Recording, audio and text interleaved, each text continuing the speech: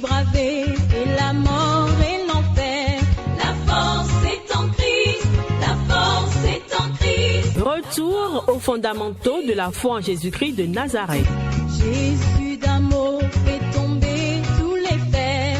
La force est dans le sang de Christ. Je suis fort.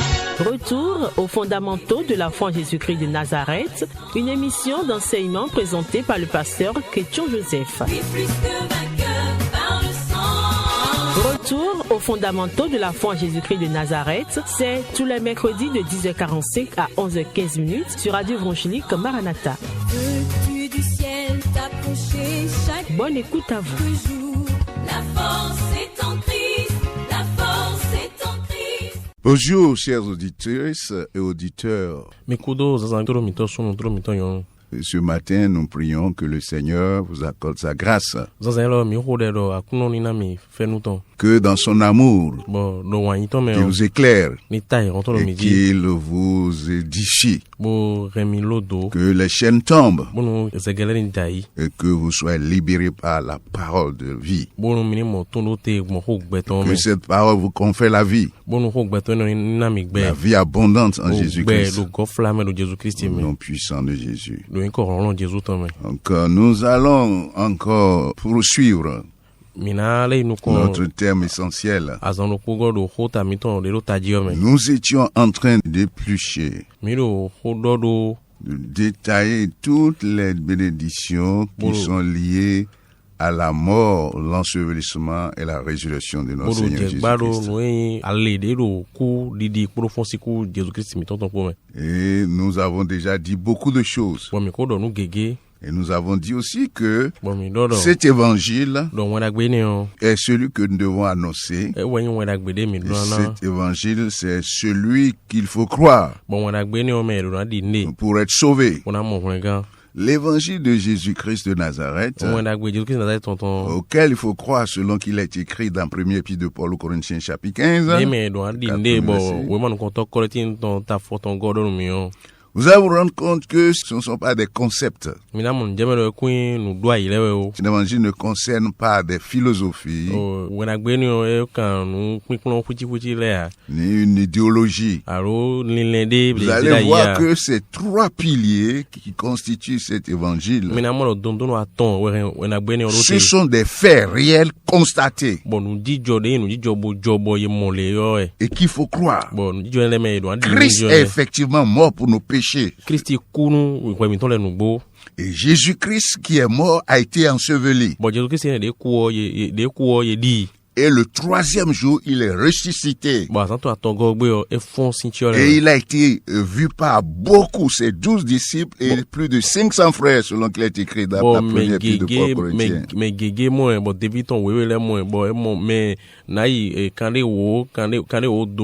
Donc, Jésus-Christ est vivant. Il n'est pas dans la mort. Et c'est ce que nous croyons. Et c'est ce qu'il faut croire. Gloire soit rendue au Seigneur. Et nous avons dit que par la mort et le sang que Christ a libéré à sa mort, le croyant a reçu la propitiation et l'expiation pour ses péchés. Il a obtenu la paix avec Dieu. Nous avons obtenu le pardon de nos péchés. Nous sommes réconciliés avec Dieu. Et Dieu, par l'œuvre du Christ, c'est-à-dire sa mort, la puissance qui est dans son mort, a réconcilié toutes choses avec lui. Dans ce qui est dans les cieux que ce qui est sur la terre. Le sang de Jésus-Christ de Nazareth a accompli cette grâce. Et nous avons vu aussi, septièmement, que par la mort de notre Seigneur Jésus-Christ, nous avons obtenu le rachat ou la rédemption. Et nous avons obtenu aussi la délivrance de l'esclavage du péché. De l'esclavage du péché. De la délivrance du pouvoir de la mort. Nous sommes délivrés du pouvoir de la tombe. Selon qu'il est écrit dans Osée 13. Nous avons obtenu dans cette mort de notre Seigneur Jésus-Christ la délivrance de l'enfer et du pouvoir de l'enfer. Nous avons déjà dit aussi et développé que par la mort de notre Seigneur Jésus-Christ, nous avons obtenu la délivrance de l'esclavage des hommes. Et c'est pour la liberté que Christ nous a délivrés. Et nous avons obtenu encore dans la puissance de la mort de notre Seigneur Jésus la purification de tous les péchés. Nous sommes purgés de toute souillure, lavés, purifiés, ce qui a donné le libre accès à l'Esprit Saint de venir en nous et de résider en nous. Et par la mort de notre Seigneur Jésus-Christ, nous sommes délivrés. Nous sommes délivrés de toute influence néfaste du monde des ténèbres. Et nous avons dit aussi que la mort et le sang de notre Seigneur Jésus-Christ, par la mort et le sang qu'il a versé, que lui-même il est sorti du tombeau. Et selon qu'il est écrit dans Hébreux 13. Donc, le sang de Jésus-Christ a ouvert la tombe. Le Fils de Dieu, notre Seigneur Jésus-Christ, il est ramené d'entre les morts par le sang de l'alliance éternelle. Le sang de l'alliance éternelle. Au nom de Jésus-Christ, par le sang de Jésus-Christ, nous avons dit aussi que le sang de Jésus-Christ a ouvert le ciel. Car Christ est entré dans le lieu très saint grâce au sang qu'il a versé. Et dernièrement, mercredi dernier, nous avons développé un thème très important. C'est-à-dire que le chrétien, par sa foi en la mort, l'ensevelissement et la résurrection du Christ, il a obtenu la justification, c'est-à-dire délivré et exempté de toute accusation et de toute condamnation.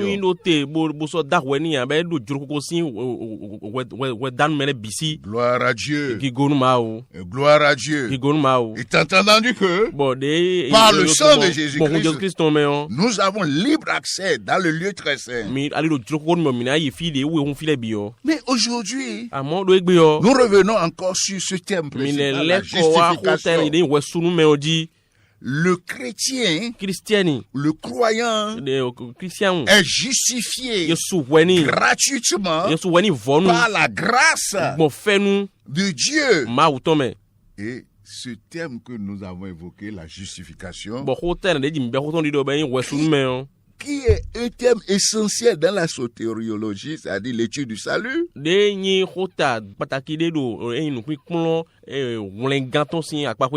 C'est un thème très vaste. Et nous avons dit que c'est le sujet principal de l'épître aux Romains.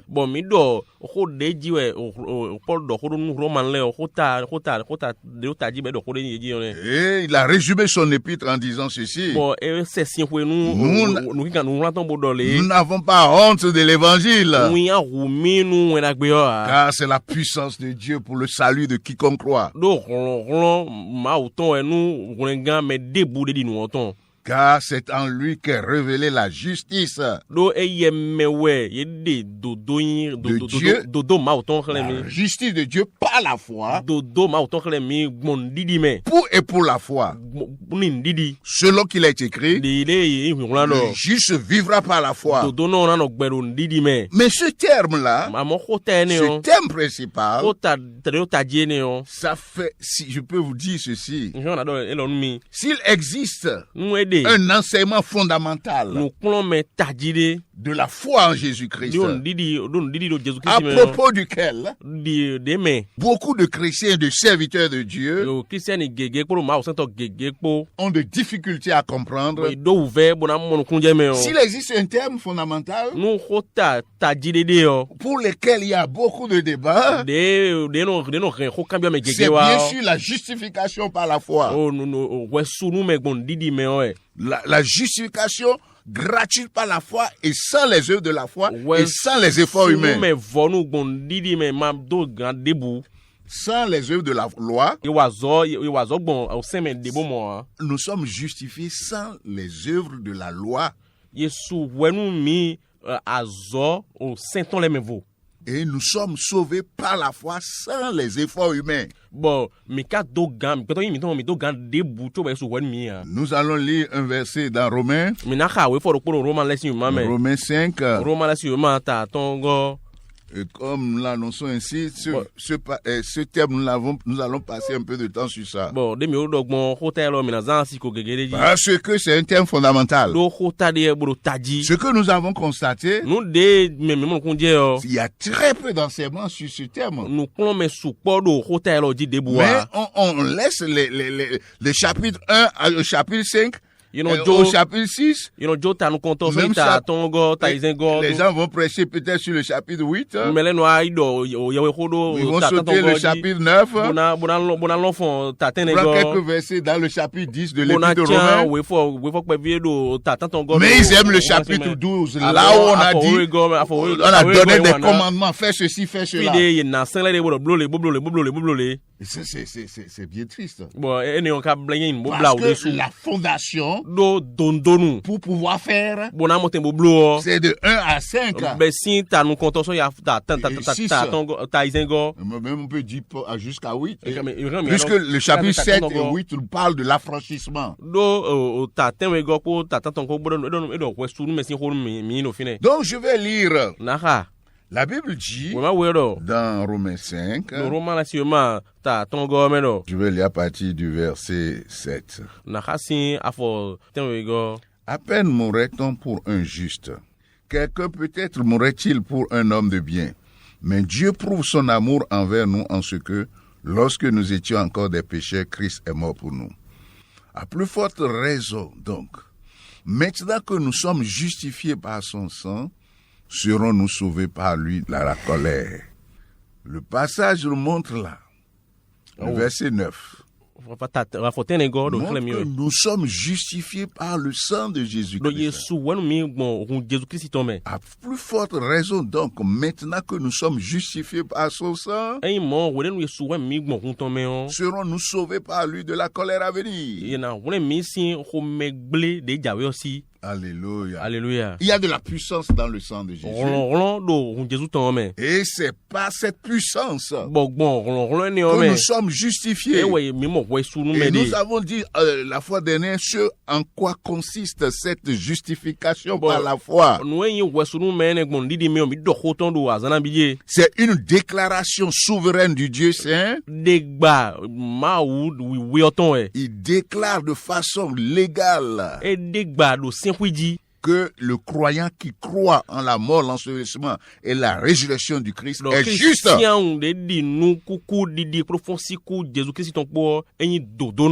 Amen. Amen. Et si ce Dieu qui est le seul législateur de l'univers visible et invisible, il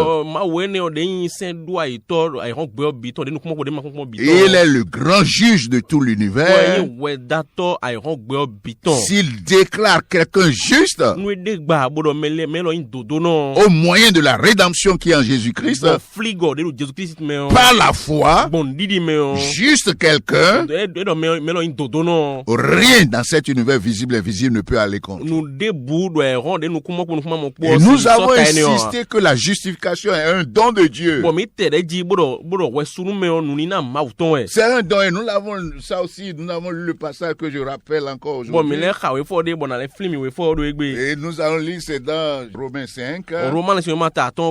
Je vais lire à partir du verset 16. Il dit, il n'en est pas du don comme de ce qui arrive par un seul qui a péché. Il dit, car c'est après une seule offense que le jugement est devenu condamnation.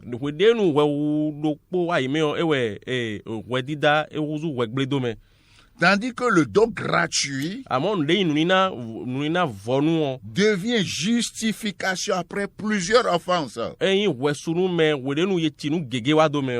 que le seul péché d'Adam a entraîné un jugement qui est la condamnation sur toute l'humanité. Le passage dit ici, tandis que le don gratuit de Dieu, c'est le don de la justification, est intervenu après plusieurs offenses. Et il dit dans le verset 17, si par l'offense d'un seul la mort a été a régné par lui seul, à plus forte raison, ceux qui reçoivent l'abondance de la grâce et le don de justice régneront-ils dans la vie par Jésus-Christ, par lui seul. Une autre fois, on va développer bien ce verset qui est très puissant. Mais nous avons reçu une grâce abondante, c'est ce que la Bible nous dit là.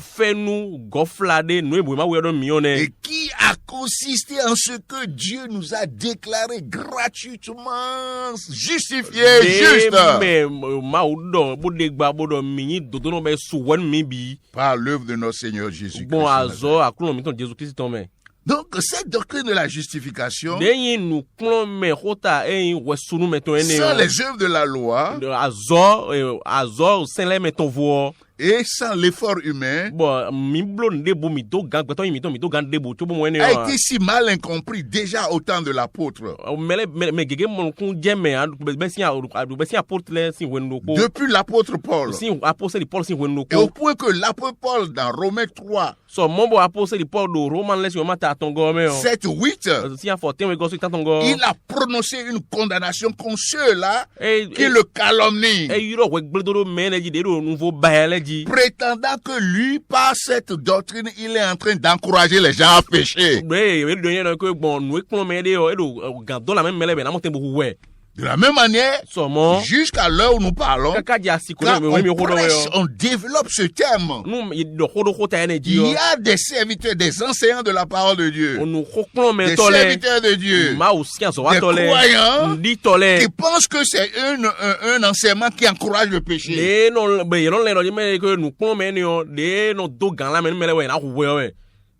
La doctrine de la justification par la grâce, au moyen de la foi en Jésus-Christ de Nazareth, est un pilier fondamental dans le salut. Et n'a jamais encouragé les péchés comme le soutiennent injustement certains enseignants. Au contraire, c'est la vie que ça confère. Et ça confère la vie. Au point aussi où l'apôtre Paul aussi a fait une autre mise en garde. Dans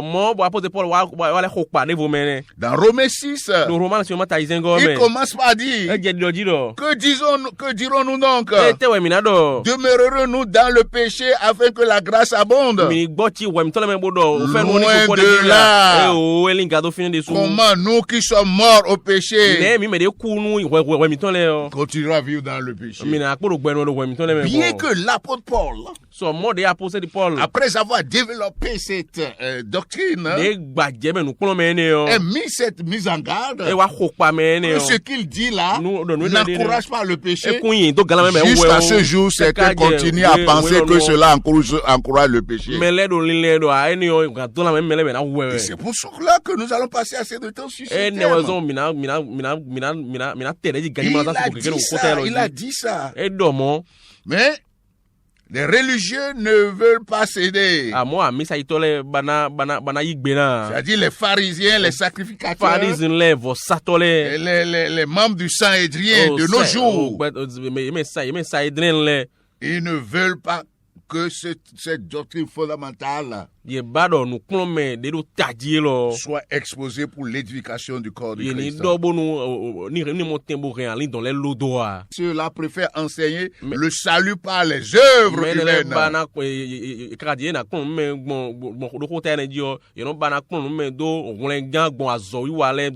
Le salut par les œuvres de la loi, attirant ainsi la condamnation et la malédiction sur eux-mêmes. Car Galates 3:10, voici ce qu'il nous dit.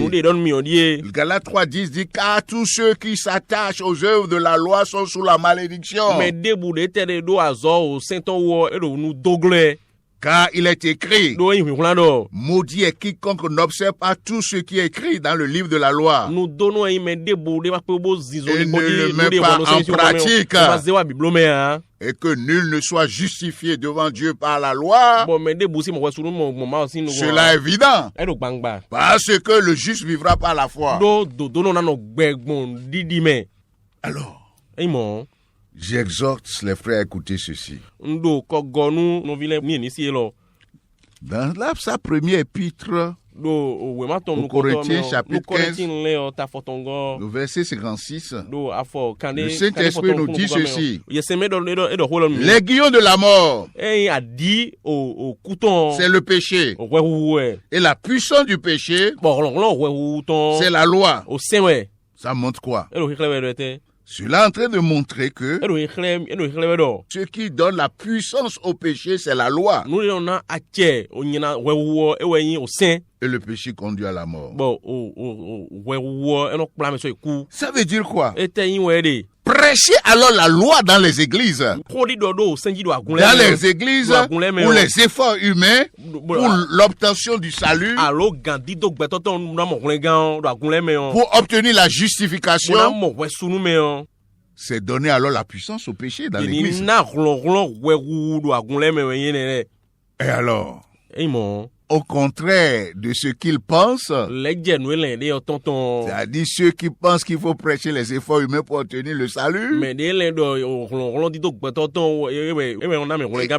ils prêchent cela dans les églises, ils donnent la vie au péché dans la vie des frères et les entraînent à la mort. Alors je me pose la question, quel est l'esprit qui les utilise quand ils prêchent cela? Est-ce que c'est l'esprit saint ou bien l'esprit de l'ennemi? Alors, je me pose toujours la question. Est-ce que dans nos dénominations, est-ce que le diable a-t-il pris les podiums et les autels pour prêcher la loi et les efforts humains? Pour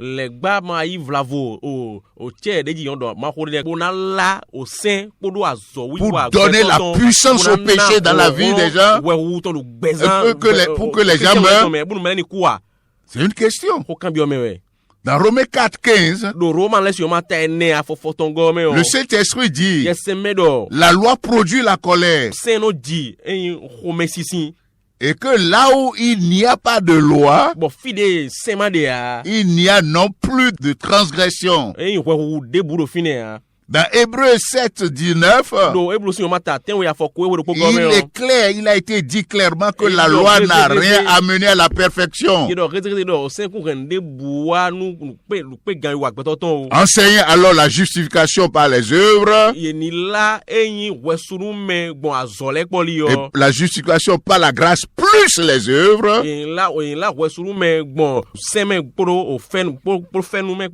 C'est-à-dire dire que l'œuvre du Christ ne suffit pas et qu'il faut faire quelque chose en plus. C'est-à-dire la grâce plus quelque chose. C'est s'opposer et réduire, c'est s'opposer à Christ. Réduire la puissance de l'œuvre qu'il a accomplie à la croix de Golgotha.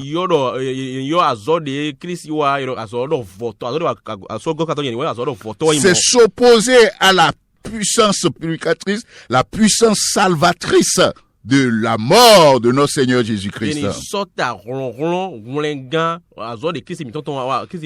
enlever à l'évangile la puissance. Donc c'est prêcher notre évangile. Et c'est attirer l'anathème sur toi, sur soi-même. Comme l'apôtre l'a dit dans Galates 1. Verset 6 à 10. Et c'est devenir ainsi un ennemi de la croix du Christ.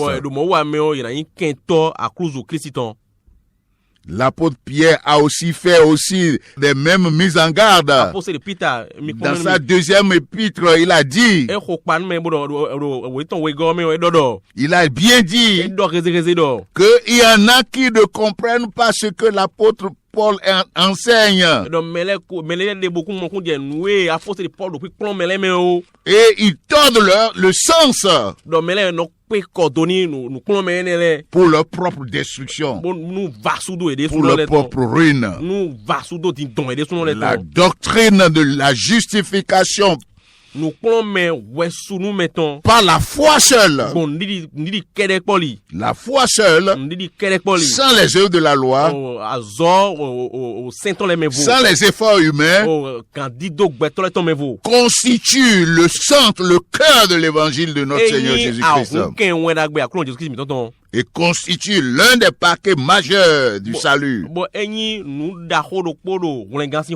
Gloire à Dieu. Que le Seigneur vous éclaire. Comme l'avons dit, nous allons continuer ces enseignements sur la justification. Et que la paix de Dieu règne en vous. Et la puissance de la mort du Christ, de son sang, nous a justifiés gratuitement, par grâce. Au nom de Jésus, demeure ferme dans cette justification. Au nom puissant de Jésus. Amen. Amen. Peux-tu braver et la mort et l'enfer? La force est en Christ, la force est en Christ. C'était l'émission Retour aux fondamentaux de la foi en Jésus-Christ de Nazareth. Jésus d'un mot fait tomber tous les fers. La force est dans le sang de Christ. Je suis fort. Retour aux fondamentaux de la foi en Jésus-Christ de Nazareth, une émission d'enseignement présentée par le pasteur Ketcho Joseph. Retour aux fondamentaux de la foi en Jésus-Christ de Nazareth, tous les mercredis de 10h45 à 11h15. Contact du pasteur 53 53 03 84. 53 53 03 84. Que Dieu bénisse votre écoute. La force